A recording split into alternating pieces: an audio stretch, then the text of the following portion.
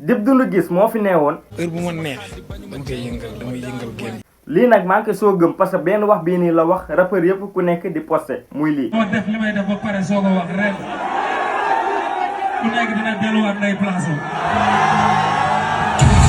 gannaaw bu mu waxee lii One Lyrical dugal na story lii. xëpp ci bomb gëm rek dóor. sur même scène bi nga xamante ne Dip Doundou Guiss fa la waxee lii Ngaaka Blindé fa la ñëw wax fa lii. dana wax seen gars ngir yàlla war a suuru ñu moytu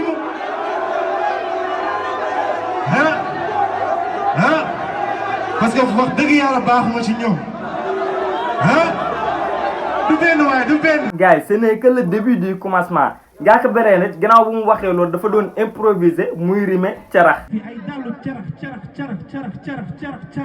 Ngaaka naan carax ci biir rapport mu neex di ngalax wala. gannaaw bu mu jëlee carax bi nag di ci rab di ko rime sénégalais yi moom yëpp moom lañ jël parce que xam ne ni mu doon rabee noonu lu mu doon rime yooyu dafa yomb ba Dip Doundou Guiss sax dugal na historiam daalu carax.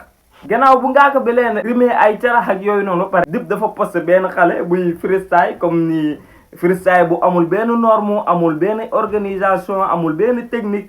maa leen di nuyu di leen ziar wala boog Ousmane na ngi nii di tooba caayan ñëpp a ngi koy gis mu sol mayo Chelsea fas baa ngi nii maa ko moom lay takk dem fu ne amu dongi ne ko koy seer set bàyyi nga ngi nii galo ba waa njawal di nuyu naa leen man la boy ka wala boog. yamuñu foofu tamit Ngaaka Blindé moom tamit dafa posté benn vidéo déglul. ku jëkk yëngu nag ma dugg ci cot ndeyam topp na sama kanam laa wax. yé iliman saaga na nag. kañ. mer baa nga daal di ñëw.